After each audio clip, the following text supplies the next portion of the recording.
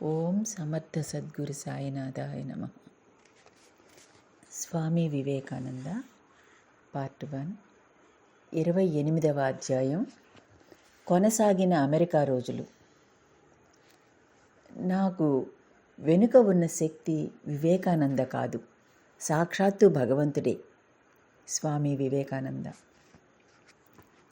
America కార్యాచరణలకు స్వామీజీ England ప్రయాణం ఒక విరామమని చెప్పవచ్చు.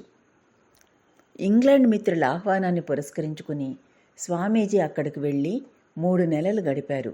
ఈ రోజులు ఆయనకు కొంతలో కొంత విశ్రాంతి ఇవ్వడంతో పాటు ఇంగ్లాండులో కార్యాచరణకు గల ఆస్కారాన్ని ఆయన ప్రత్యక్షంగా తెలుసుకోగలిగారు. భారతదేశం నుండి బయలుదేరినప్పుడే ఇంగ్లాండ్ వెళ్లాలనే ఉద్దేశం ఆయనకు లేకపోలేదు.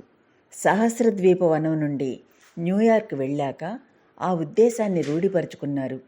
ఆ సమయంలో ఆయనకు మిస్ హెన్రిటా ముల్లర్ అనే మహిళ నుండి ఆహ్వానం వచ్చింది. దానితో పాటు ఈటీ స్టర్డీ అనే వ్యక్తి కూడా ఇంగ్లాండులో కార్యాచరణకు గల అవకాశాలను పేర్కొని స్వామీజీని ఆహ్వానిస్తూ లేఖ వ్రాశాడు. అదే సమయంలో ప్యారిస్లో జరగనున్న తన వివాహానికి రమ్మని ఫ్రాన్సిస్ లెగెట్ కూడా స్వామీజీని ఆహ్వానించాడు. ఇంగ్లాండ్కి వెళ్ళే అవకాశం లభించడం చూసిన స్వామీజీ, లండన్లో పనిచేయడానికి కలిగిన ఈ అవకాశాన్ని నేను వదులుకోదలచలేదు. మీ ఆహ్వానాన్ని, దానితో పాటు లండన్ నుండి వచ్చిన ఆహ్వానాన్ని అక్కడ పని సాగించడానికి ఇచ్చిన భగవదాదేశంగా భావిస్తున్నాను అని లెగెట్కు వ్రాశారు. ఈ ఆహ్వానాలను భగవదాదేశాలుగా పరిగణించి స్వామీజీ ఇంగ్లాండ్ వెళ్లాలని నిశ్చయించుకున్నారు. స్వామీజీ బయలుదేరే సమయంలో ఒక అభినందన లేఖ ఆయనకు వచ్చింది. డెట్రాయిట్లో స్వామీజీ పనులకు మద్దతునిచ్చిన మిసెస్ బాగ్లీ నుండి ఆ లేఖ వచ్చింది. కొద్ది రోజుల క్రితమే స్వామీజీ భారతదేశం నుండి అందమైన కొన్ని కాశ్మీర్ శాలువాలను తెప్పించి కొందరికి బహూకరించారు. మిసెస్ సారా, మిస్ ఫిలిప్స్, మిసెస్ బాగ్లీ ప్రభృతులు వారిలో కొందరు. దానిని ప్రస్తావిస్తూ మిసెస్ బాగ్లీ ఇలా వ్రాసింది: ప్రియమైన స్వామి వివేకానంద, బంగారు జరీ పువ్వుల పనితనంతో తయారైన అందమైన కాశ్మీర్ శాలువా ఈరోజు ఉదయం అందింది. అభిమానంతో నన్ను జ్ఞాపకం ఉంచుకున్నందుకు కృతజ్ఞతలు. దానిని ఉపయోగిస్తున్నప్పుడల్లా భారతదేశం గురించిన ఆలోచనలు మాత్రమే కాకుండా మీ ఆశీస్సులు దానిలో పొదిగి ఉన్నాయని అనుభూతి పొందుతున్నాను. మీ ఇంగ్లాండ్ ప్రయాణం విజయవంతం కావాలని మేమందరము ప్రార్థిస్తున్నాం. మీరు మళ్ళీ అమెరికాకు, అందున డెట్రాయిట్కు, అందున మా ఇంటికి తిరిగి వస్తారని ఆశిస్తున్నాం. డెట్రాయిట్కు వచ్చినప్పుడు మా ఇంట్లోనే బస చేయాలి. దీనినే మీ కార్యాచరణ కేంద్రంగా చేసుకోవాలి. శాస్త్రాధ్యయనం చేసిన కొందరిని మీ దేశం నుండి ఇక్కడకు రావించి మాకు మా మతాన్ని, తక్కిన మతాలను గురించి బోధించే ఏర్పాటు మీరు చేయలేరా? మా జీవితాలకు ప్రేరణ కల్పించడానికి, మా హృదయాలలో భగవదుద్దీపన కలగడానికి ఇది మాకు అత్యవసరం. సుదూరంగా ఉన్న ఒక దేశంలో తన కుమారుడు ఇన్ని మంచి పనులు చేశాడని తెలుసుకున్న మీ తల్లి తప్పకుండా ఆనందిస్తారు. నా ప్రియమైన శుభాకాంక్షలను ఆనందంతో ఆమెకు పంపిస్తున్నాను. చివరి 2 వాక్యాలు స్వామీజీ హృదయాంతరాళాలను స్పృశించి ఉంటాయనడంలో సందేహం లేదు. సమధికోత్సాహంతోనూ శుభాకాంక్షలతోనూ స్వామీజీ ఇంగ్లాండ్కు బయలుదేరారు. 1895 ఆగస్టు 17వ తేదీన న్యూయార్క్ నుండి బయలుదేరి 24వ తేదీన స్వామీజీ ప్యారిస్ చేరుకున్నారు. ఆయనతో పాటు ఫ్రాన్సిస్ లెగెట్ కూడా ప్రయాణం చేశాడు. ప్యారిస్లో మిస్ మెక్లౌడ్, ఆమె సోదరి అయిన పెట్రిస్ స్టర్జస్ ప్రభృతులు స్వామీజీకి స్వాగతం పలికారు. వేసవి కాలంలో ప్యారిస్ బాగా వేడిగా ఉంటుంది. అక్కడ చన్నీటితో స్నానం చేయడానికి అంతెందుకు, సాధ్యపడితే హిమాలయ గంగానదిలోనే మునిగి ఉండిపోవాలని స్వామీజీ ఆశించి ఉంటారు. కానీ వింత ఏమిటంటే ప్యారిస్లోని హోటళ్లలో అసలు స్నానాల గదులే లేవు. అతి పెద్దవైన, అత్యంత ఆధునికమైన హోటళ్లలో కూడా ఆ సౌకర్యం లేదు. ఎందుకంటే ఫ్రెంచి వారు స్నానం చేయడం అరుదు.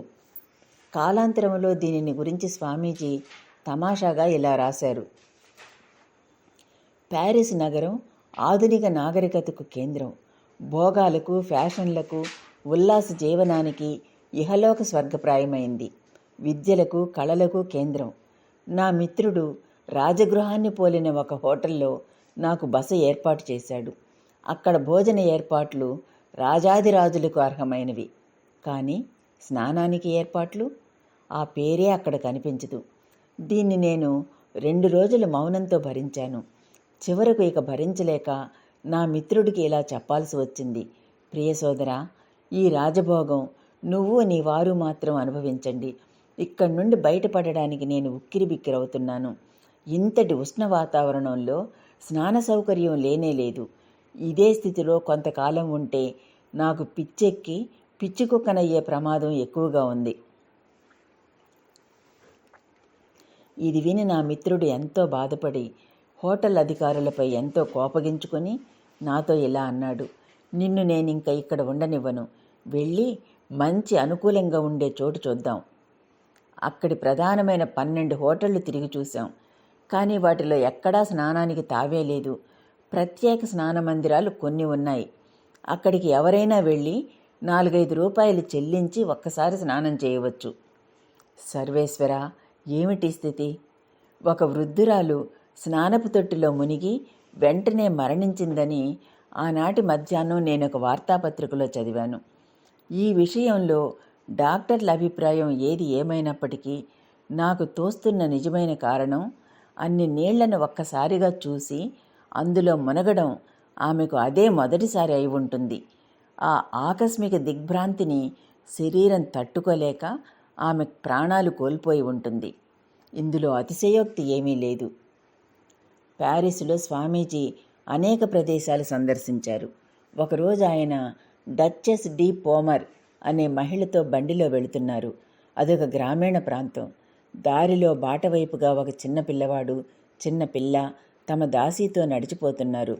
వారిని చూడగానే బండి నడిపే వ్యక్తి బండిని ఆపి క్రిందికి దిగి ఆ పిల్లల వద్దకు వెళ్ళి కాసేపు వారిని ముద్దాడి తిరిగి వచ్చాడు. అతడు రాగానే డచెస్, నువ్వెందుకు వెళ్ళి ఆ పిల్లలను ముద్దాడావు? వారు శ్రీమంతుల పిల్లలు కదా అని అడిగింది. అందుకు ఆ బండి నడిపే వ్యక్తి, ఎందుకు? నేను గొప్ప ధనవంతునిగానే ఉండేవాణ్ణి.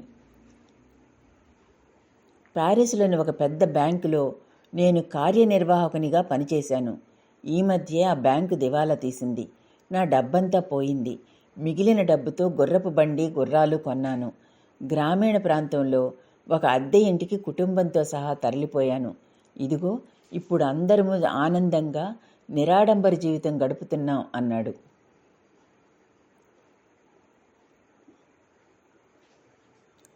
జరుగుతున్నదంతా స్వామీజీ గమనిస్తూనే ఉన్నారు. ఆ బండి నడిపే వ్యక్తి జీవిత దృక్పథం ఆయనను ఎంతగానో ఆకట్టుకుంది.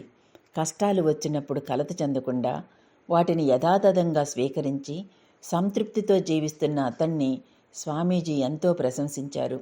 ఈ సంఘటనను కాలాంతరంలో ప్రస్తావిస్తూ ఆయన, దీనినే నేను అనుష్ఠాన వేదాంతం అంటాను. ఆ బండి నడిపే వ్యక్తి ఒక అనుష్ఠాన వేదాంతి. అతడు వేదాంత సారాన్ని అవగతం చేసుకున్నాడు. అంతటి పెద్ద పదవి నుండి క్రిందికి జారి పడినప్పటికీ అతడు సమతౌల్యం కోల్పోలేదు. ఆహా, అతడి మనశ్శక్తి ఎంత అద్భుతం! భగవంతునికే కృతజ్ఞతలు చెప్పాలి. నిజంగానే అతడు ఒక వేదాంతి అని చెప్పేవారు. 2 వారాలు ప్యారిస్లో బస చేసి ఫ్రాన్సిస్ లెగెట్ పెట్రీ స్టర్జెస్ వివాహం తిలకించి 1895 సెప్టెంబర్లో లండన్కు వెళ్లారు స్వామీజీ. స్వామీజీని ఇంగ్లాండ్కు ఆహ్వానించిన వారిలో ఒకరైన స్టర్డీ ఒక ఆంగ్ల యువకుడు. గారడీ విద్యల పట్ల గల ఆసక్తి గల ఇతడు వాటి కోసం దాదాపు 2 ఏళ్ల క్రితం భారతదేశానికి వచ్చాడు. దివ్యజ్ఞాన సమాజ సభ్యుడైన ఇతడు హిందువుల ఆచార అనుష్ఠానాలను తూచా తప్పక పాటించాడు.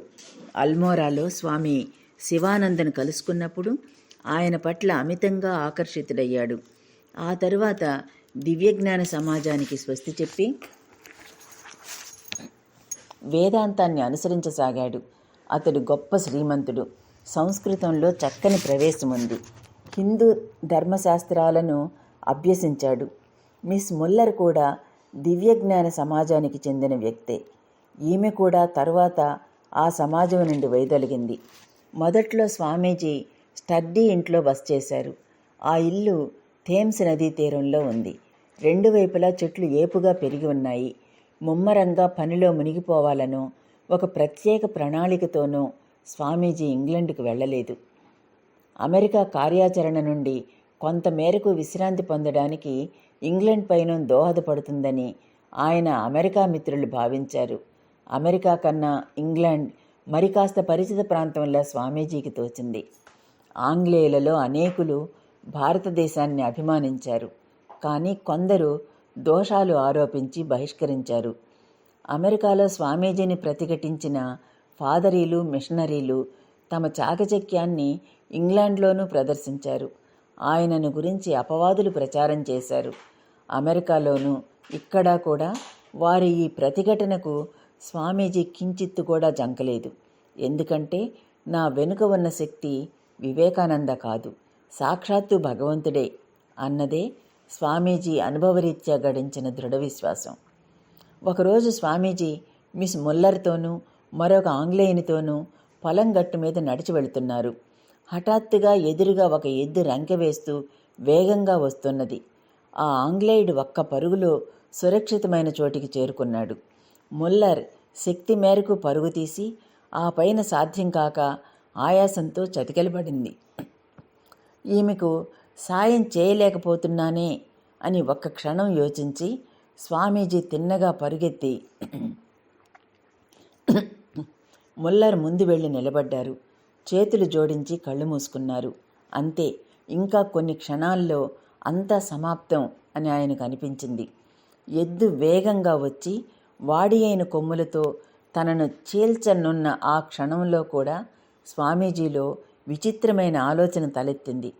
ఎద్దు నన్ను కుమ్మి కొమ్ములతో అమాంతం ఎత్తి పారవేసినప్పుడు నేను ఎన్ని అడుగుల దూరంలో పోయి పడతాను అంటూ ఆయన మనస్సు లెక్కించింది. కానీ ఆవేశంతో వస్తున్న ఆ ఎద్దుకు ఏం అనిపించిందో ఏమో, స్వామీజీ ముందు కొన్ని అడుగుల దూరంలోకి రాగానే అది హఠాత్తుగా ఆగిపోయింది. చేతులు జోడించిన స్వామీజీని ఒక్కసారి తేరిపార చూసింది. తల తిప్పి వచ్చిన దారినే వెళ్ళిపోయింది.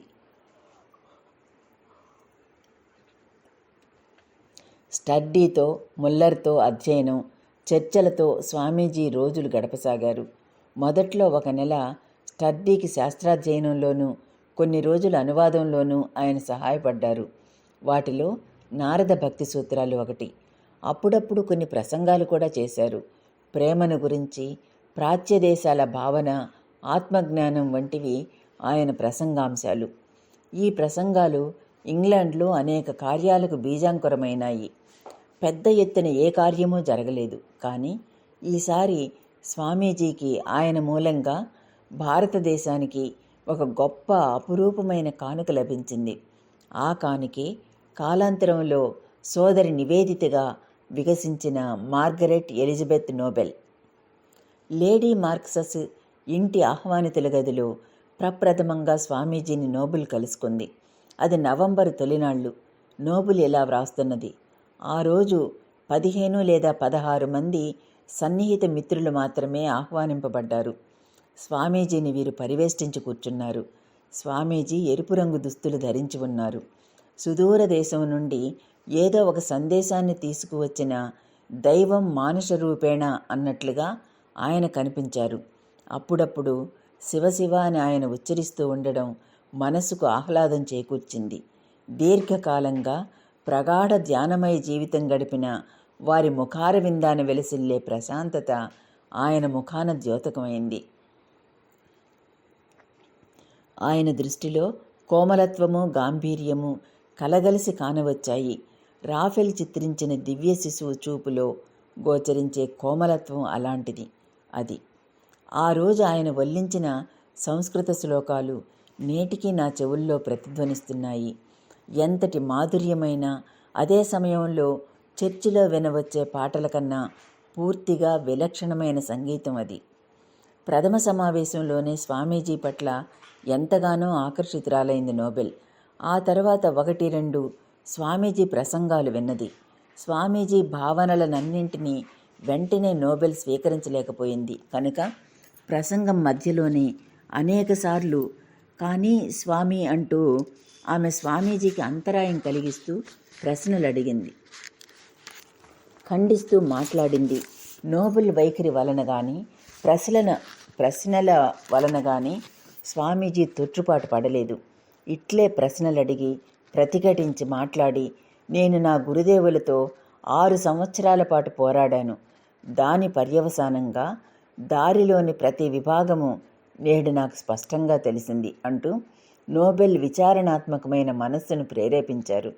క్రమక్రమంగా స్వామీజీ భావాల పట్ల ఆకర్షితురాలై ఆయనను ఆరాధనీయునిగా భావించే స్థితికి ఆమె వచ్చింది.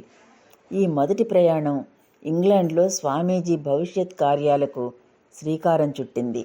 ఇంగ్లాండ్ పనికి సంబంధించినంత వరకు స్వామీజీ ఎంతో నమ్మకంతో ఉన్నారు.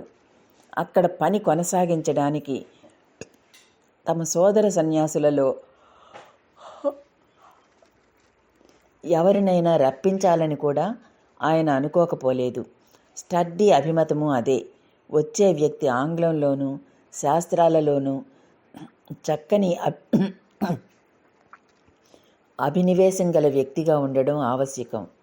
స్వామీజీ మనస్సులో రామకృష్ణానంద, అభేదానంద, త్రిగుణాతీతానంద, శారదానందలు స్ఫురించినప్పటికీ ఆరోగ్యరీత్యా కూడా శారదానంద సముచిత వ్యక్తిగా ఆయనకు తోచారు కనుక ఆయనను రమ్మనమని రాశారు. దాదాపు 14 వారాలు ఇంగ్లాండ్లో గడిపిన తర్వాత స్వామీజీ నవంబర్ 27వ తేదీన న్యూయార్క్ బయలుదేరారు. ఆ ప్రయాణం కల్లోల వాతావరణంలో సాగింది. అట్లాంటిక్ మహాసముద్రం గుండా పయనిస్తున్నప్పుడు ఓడ విపరీతంగా ఊగిపోసాగింది. స్వామీజీ సముద్ర రుగ్మతకు గురయ్యారు. డిసెంబర్ 6వ తేదీన న్యూయార్క్ చేరుకొన్నారు.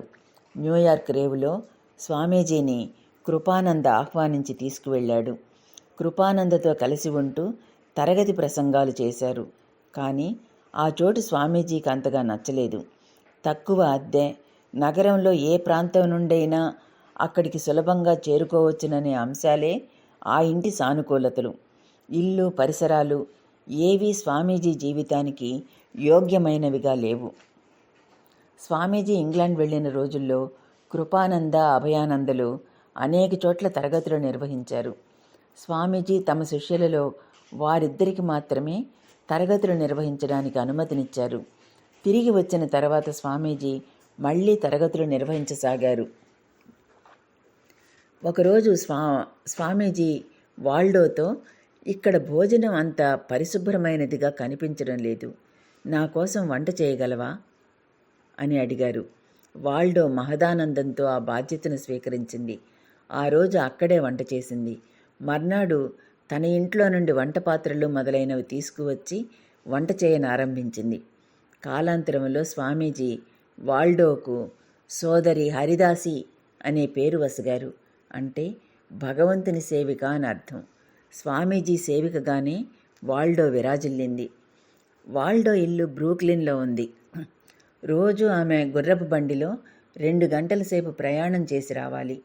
ఉదయం 7 లేక 8 గంటలకు వచ్చి వంట వార్పు ముగించి తక్కిన పనులు పూర్తి చేసుకుని రాత్రి 9-10 గంటలకు ఇల్లు చేరుకునేది. ఈ విధంగా అనేక రోజులు గడిచాయి. వాల్డోకు స్వామీజీ పట్ల గల భక్తి ప్రపత్తులు ఎనలేనివి. ఉపన్యాసాలు ఏవీ లేనప్పుడు స్వామీజీ వాల్డో ఇంటికి వెళ్ళేవారు. కొన్ని సమయాల్లో నేను సాయం చేస్తాను అంటూ ఆయన స్వయంగా వంట చేయడమూ కద్దు. అటువంటి రోజు వాల్డోకు సహాయం అంతగా ఉండకపోవడంతో పాటు మామూలు కన్నా ఎక్కువ పాత్రలు తోమవలసి ఉంటుందన్న సంగతి తెలిసిందే కదా.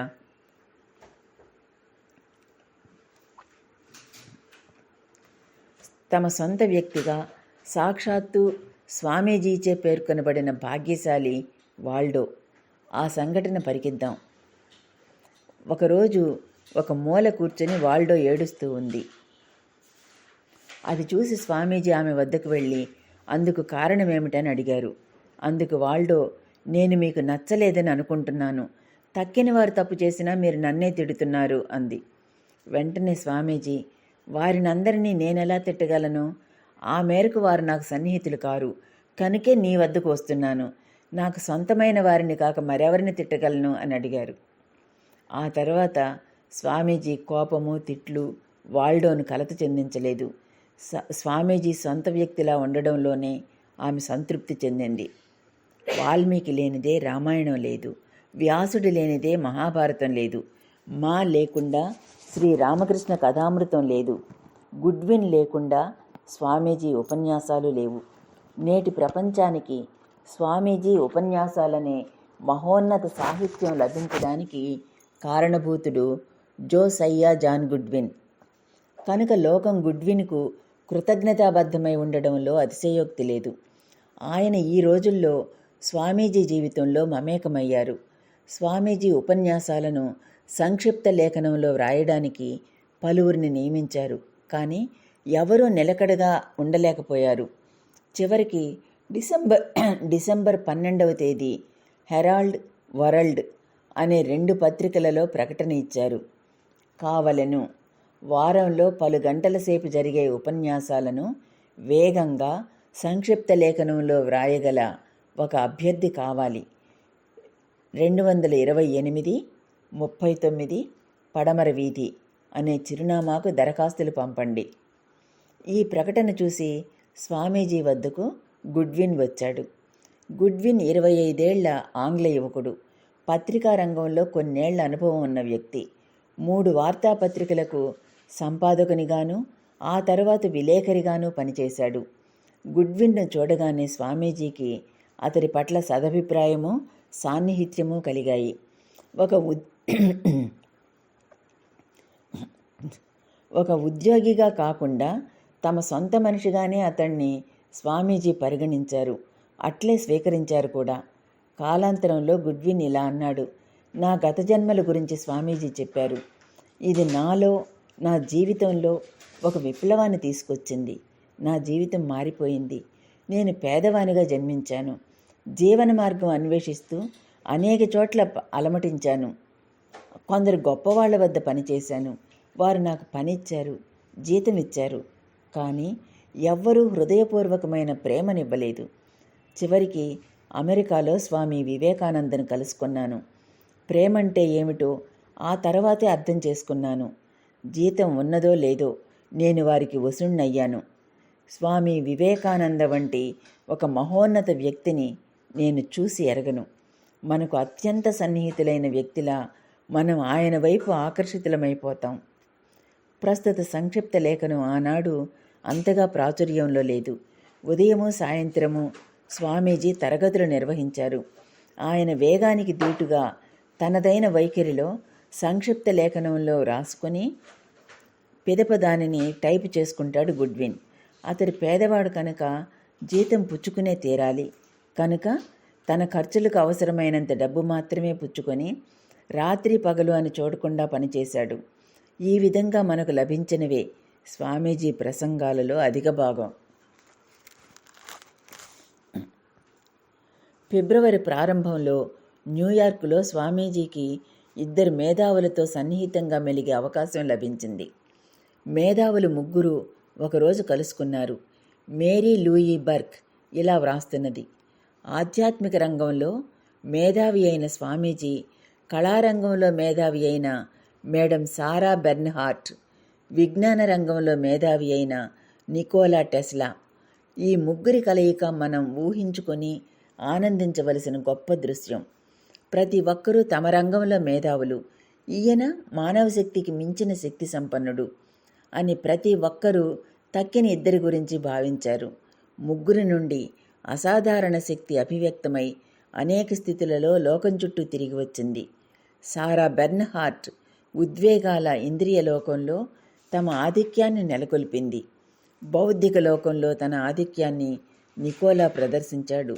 బుద్ధి, ఉద్వేగాలు రెంటినీ కలగలిపి అదే సమయంలో రెంటినీ అతిక్రమించిన ఆధ్యాత్మిక ప్రపంచంలో తమ ఆధిక్యాన్ని చాటి చూపారు స్వామీజీ.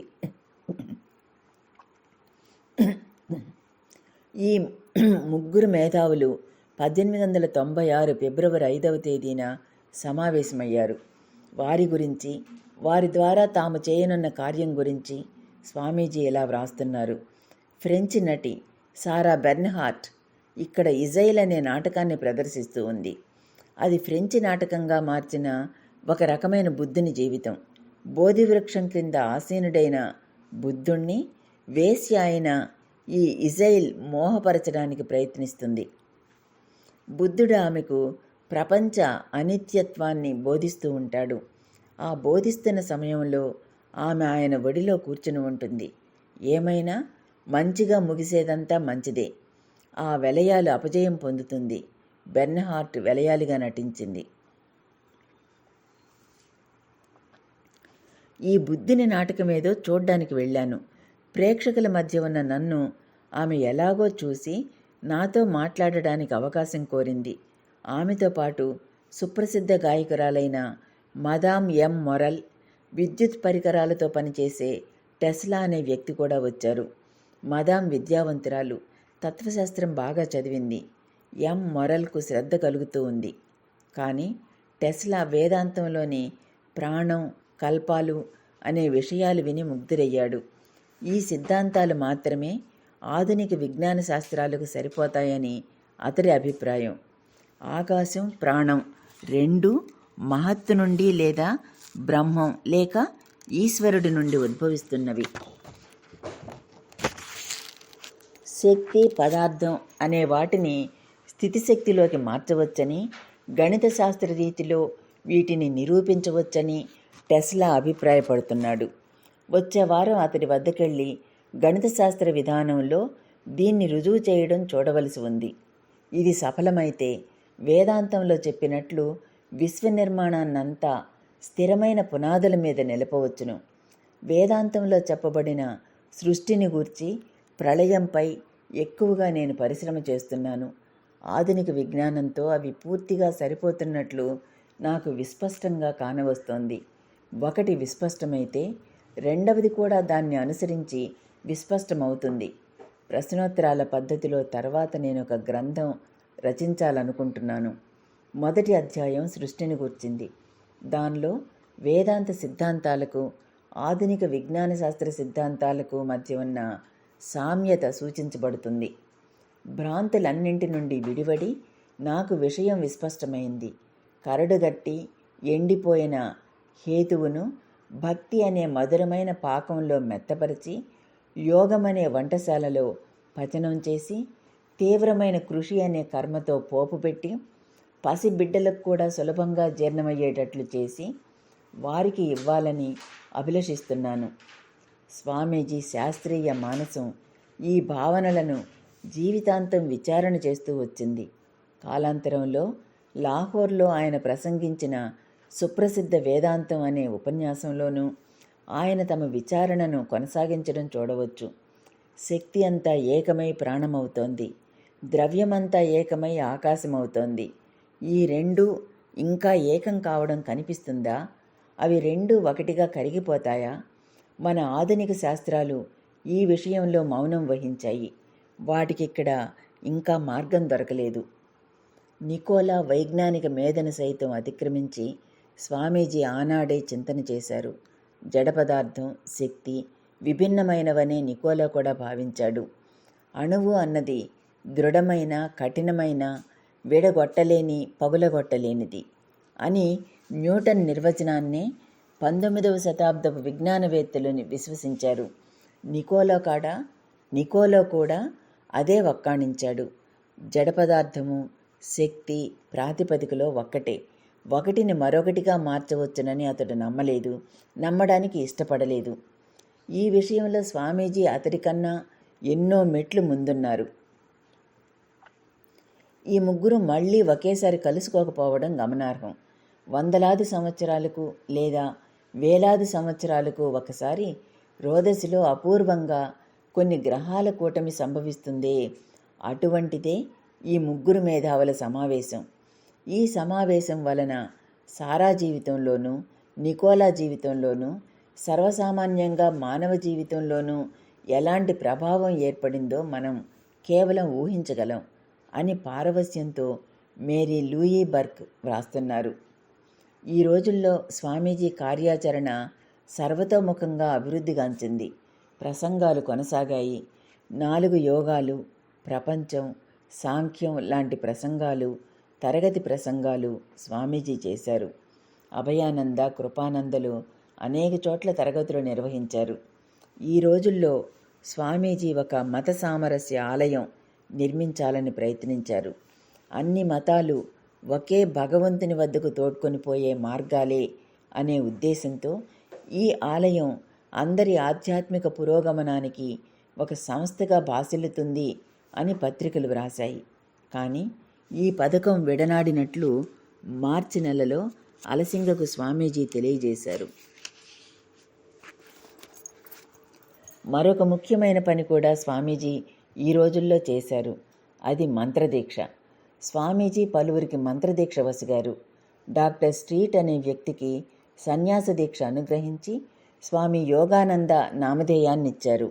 వాల్డో, గుడ్విన్, వాన్ హకన్లకు బ్రహ్మచర్య దీక్ష ఇచ్చారు. వాల్డోకు హరిదాసి అనే పేరు ఇచ్చినట్లే యతిమాత అనే పేరును కూడా వసిగారు. కాలాంతరంలో వాల్డో సోదరి యతిమాత పేరిటే ప్రాచుర్యం పొందారు. న్యూయార్కులో స్వామీజీ చివరి ఉపన్యాసం ఫిబ్రవరి 23వ తేదీనిచ్చారు. ఆ రోజు స్వామీజీ శ్రీ రామకృష్ణులను గురించి ప్రసంగించారు. మార్చి 3వ తేదీన స్వామీజీ న్యూయార్క్ నుండి డెట్రాయిట్ వెళ్ళారు. స్వామీజీ గుడ్విన్ల బస ఏర్పాట్లు, క్రిస్టియన్ ఫంకేలు చూసుకున్నారు. మొదటిసారి స్వామీజీ వెళ్ళినప్పుడు ప్రతిఘటనలు, జవాబులంటూ జంజామారుతం లాంటి సంఘటనలు జరగడం ఇంతకు క్రితమే చూశాం. మళ్ళీ మరొకసారి అలాంటి ప్రజాజీవనాన్ని ఆయన ఇష్టపడలేదు. ఈసారి ప్రశాంతంగా వెళ్ళి కొన్ని తరగతి ప్రసంగాలు నిర్వహించాలని, అర్హులైన కొద్ది మందికి ఆధ్యాత్మిక జీవితంలో ప్రవేశించడానికి మార్గదర్శకత్వం వహించాలని స్వామీజీ ఉద్దేశించారు. కానీ ఆయన అనుమతి లేకుండానే ఆయన రాకని తెలియపరుస్తూ పత్రికలలో కృపానంద ప్రకటనలిచ్చాడు. మళ్ళీ ఒక పత్రికా పోరాటం ప్రారంభమైంది.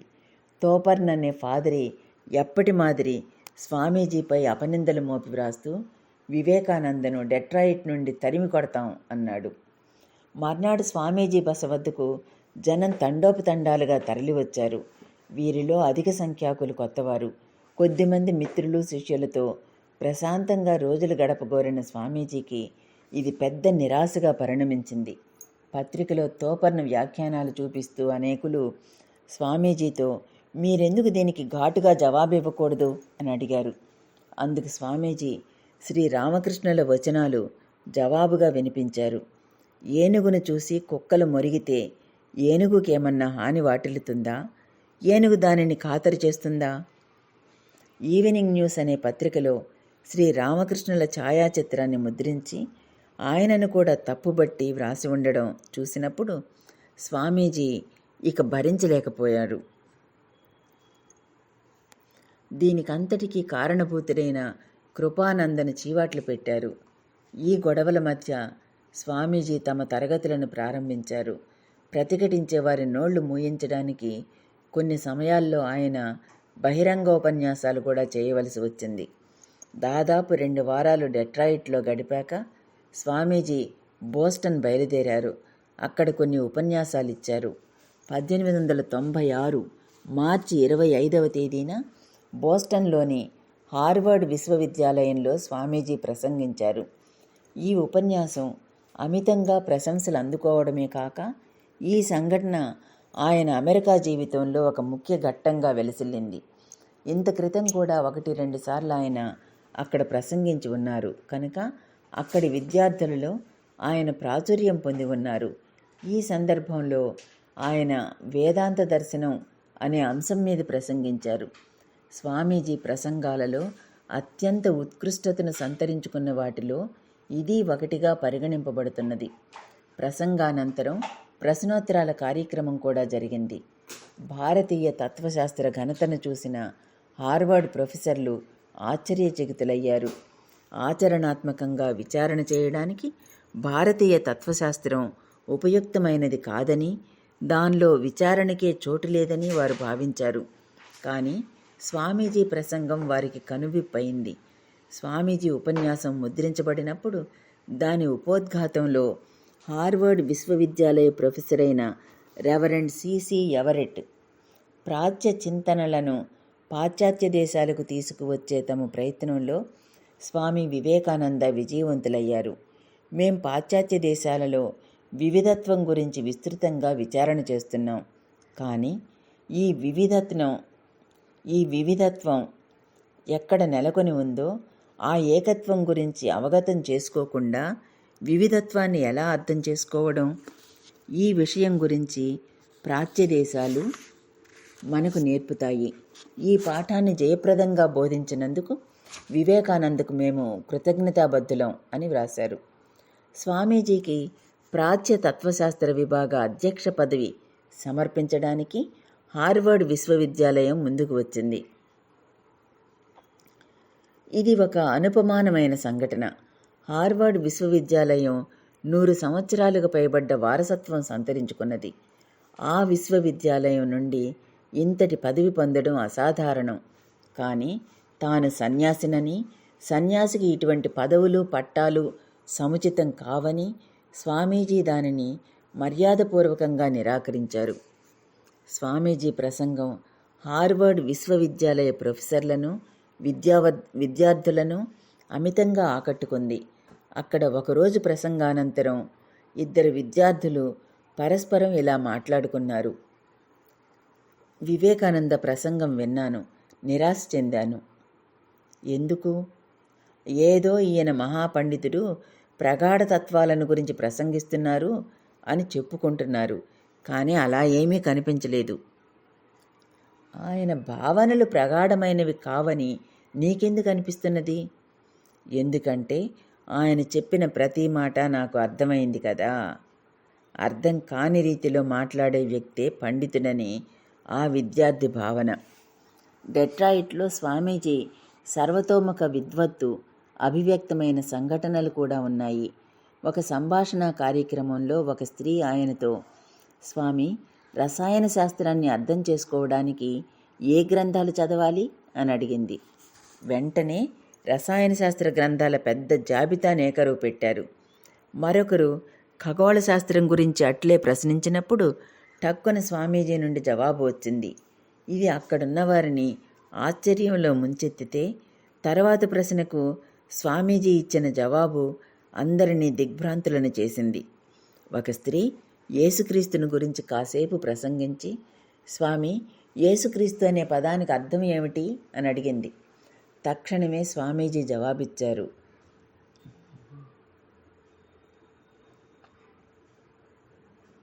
అప్పుడు ఆయన ముఖార విందాన చిరునవ్వు వెల్లివిరిసిందట.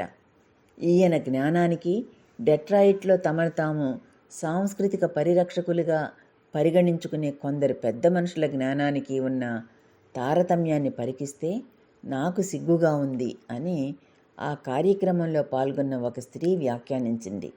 ఈ సంఘటన ఈవినింగ్ న్యూస్ పత్రికలో ప్రచురితమైంది కూడా. ఈ విధంగా సర్వతోముఖ విద్వత్తును స్వామీజీ ఎలా సంతరించుకున్నారు? దానిని గురించి స్వయంగా ఆయనే ఒకసారి ఇలా చెప్పారు. నేను దేనిని చూసినా అది అట్లే నా మనసు అంతరాంతరాళ్లల్లో పాదుకుపోతుంది. తరువాత అవసరమైనప్పుడు నాకు అది చటుక్కని స్ఫురిస్తుంది. మరోసారి ఇలా చెప్పారు. నేను శంకరాచార్యుల మానసాన్ని ధ్యానిస్తే శంకరుణ్ణే అయిపోతాను. బుద్ధుని మానసాన్ని ధ్యానిస్తే బుద్ధుణ్ణే అయిపోతాను. ఒక ప్రత్యేక విషయం గురించి ప్రగాఢంగా చింతన చేసి మనస్సును ఏకాగ్రం చేసినప్పుడు ఆ విషయం గురించి సమస్త భావనలు నా మనోభూమిని చేరుతాయి. అంతదాకా నాకు తోచని భావనలు, ఆలోచనలు జనిస్తాయి. అవి నాకు సుస్పష్టంగా గోచరిస్తాయి. నాకు ఇలా వచ్చిన వాటిని మైమరచిన స్థితిలో మాట్లాడుకుంటూ పోతాను. నేను పండితుణ్ణి కాను, ఒక సాధారణ వ్యక్తిని అని మీకే తెలుసు.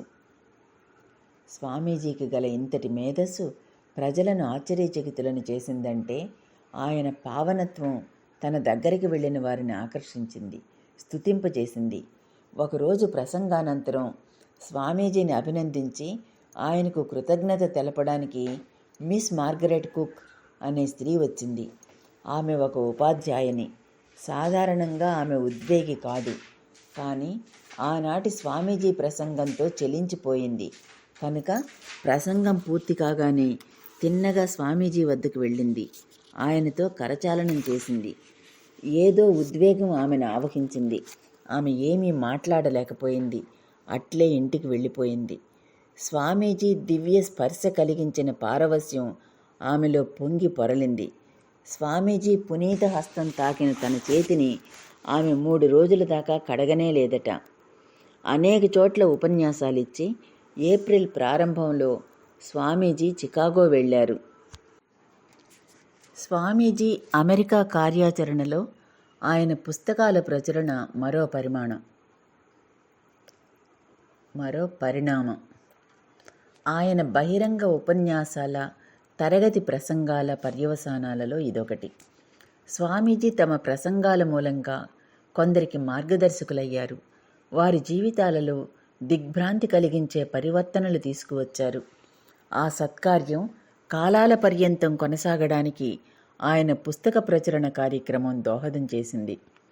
నేను ఇక్కడి నుండి వెళ్ళాక నా పనికి దోహదకారులుగా ఉండే 2 పాఠ్యపుస్తకాలను దీక్షతో వ్రాయడానికి ప్రారంభించాను. వాటిని త్వరలో పూర్తి చేయాలనుకుంటున్నాను. నేను వెళ్లేలోపుగా 4 చిన్న పుస్తకాలను కూడా త్వరలో పూర్తి చేయాలని నా ఉద్దేశం అని 1895లో శ్రీమతి బుల్కు స్వామీజీ వ్రాశారు. స్వామీజీ రచించిన పూర్తి పుస్తకం నా ఐరోపా యాత్ర.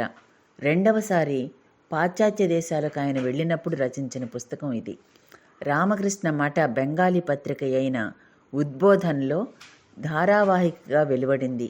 ఆనాటి ఐరోపా చరిత్ర, హాస్యం వంటి అనేక విశేషాంశాలతో కూడుకొన్నదిగా ఈ పుస్తకం భాసిల్లింది.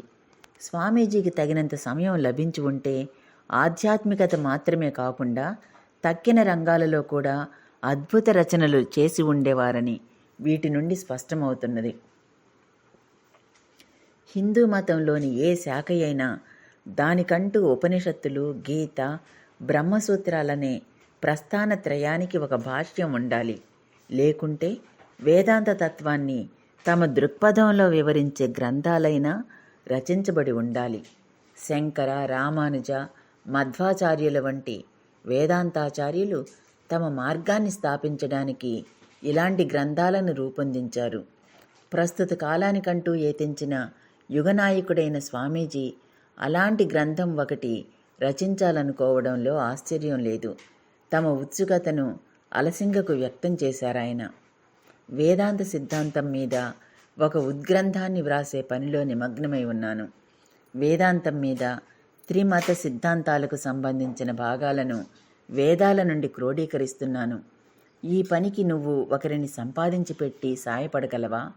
అతడు ముందుగా అద్వైతపరమైన, తరువాత విశిష్టాద్వైతపరమైన, తదనంతరం ద్వైతపరమైన భాగాలను సంహితల నుండి, బ్రాహ్మణుల నుండి, ఉపనిషత్తుల నుండి, పురాణాల నుండి సేకరించాలి. ప్రతి భాగాన్ని శీర్షికల క్రింద విభజించి దాని పేరు, అధ్యాయం పేరు, గ్రంథం పేరు స్పష్టంగా వ్రాయాలి. ఈ సిద్ధాంత గ్రంథాన్ని రచించకుండా పాశ్చాత్య దేశాలను వదిలి రావడం శోచనీయం. అష్టోత్తర శత ఉపనిషత్తులతో తమిళ లిపిలో మైసూర్ నుండి ప్రచురింపబడ్డ ఒక గ్రంథాన్ని ప్రొఫెసర్ జ్యూసెన్ గ్రంథాలయంలో చూశాను.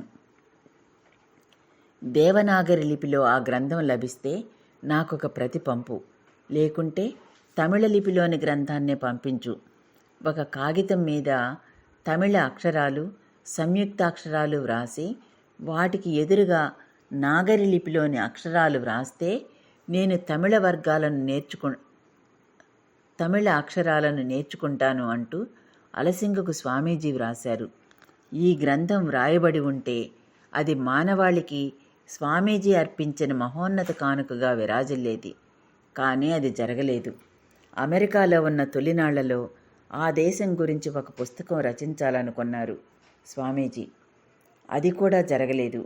హిందూ మతం గురించి అలవోకగా అవగతమయ్యే ఒక గ్రంథం రచించాలని స్వామీజీ ఆశించారు.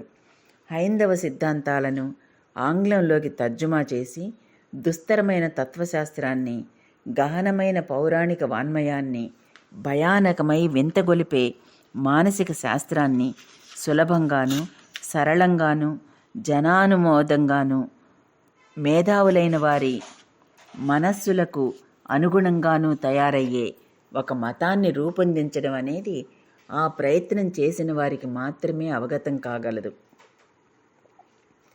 గ్రహించడానికి దుస్తరమైన అద్వైతాన్ని కళాత్మకమైనదిగా, దైనందిన జీవితంలో సజీవమైనదిగా చేయాలి. దుర్భేద్యమైన పురాణాలలో నుండి సులభంగా అర్థమయ్యే నైతిక సూత్రాలు వెలువడాలి. భయం కలిగించే యోగ సాంప్రదాయాల నుండి అత్యంత శాస్త్రీయము, ఆచరణయోగ్యము అయిన మానసిక శాస్త్రం ఈవలకు రావాలి. ఇదంతా పసిబాలుడికైనా అర్థమయ్యేటటువంటి స్థితిని పొందాలి. ఇదే నా జీవితోద్దేశం. దీనిలో నేనెంతదాకా జయం పొందగలనో ఆ పరమాత్ముడికే ఎరుక. రచనా వ్యాసంగంలో స్వామీజీకి గల ఉత్సుకత చివరిదాకా కాస్తంత కూడా తగ్గలేదు. 1901లో ఆయన మాయావతికి వెళ్ళినప్పుడు ఉత్తేజభరితమైన తమ ప్రాసంగిక జీవితం నుండి వైదొలగి శేష జీవితాన్ని గ్రంథరచనలో గడపబోతున్నట్లు తమ శిష్యులతో చెప్పారు. తరువాత బేలూరు మఠానికి తిరిగి వచ్చాక లోకానికి భారతదేశ సందేశం, దివ్యజ్ఞాన సందేశం అనే 2 గ్రంథాలను రచింపనారంభించారు. అందుకోసం పాఠ్య క్రమణికలను కూడా రూపొందించుకున్నారు. భారతదేశ చరిత్ర, దాని నాగరికత వికాసం గురించిన ఒక గ్రంథాన్ని వ్రాయాలని ఒక పాఠ్య క్రమణికను కూడా రచించారు. కానీ ఇవేవీ సఫలీకృతం కాలేదు. 28వ అధ్యాయం సమాప్తం. ఓం సాయిరామ్.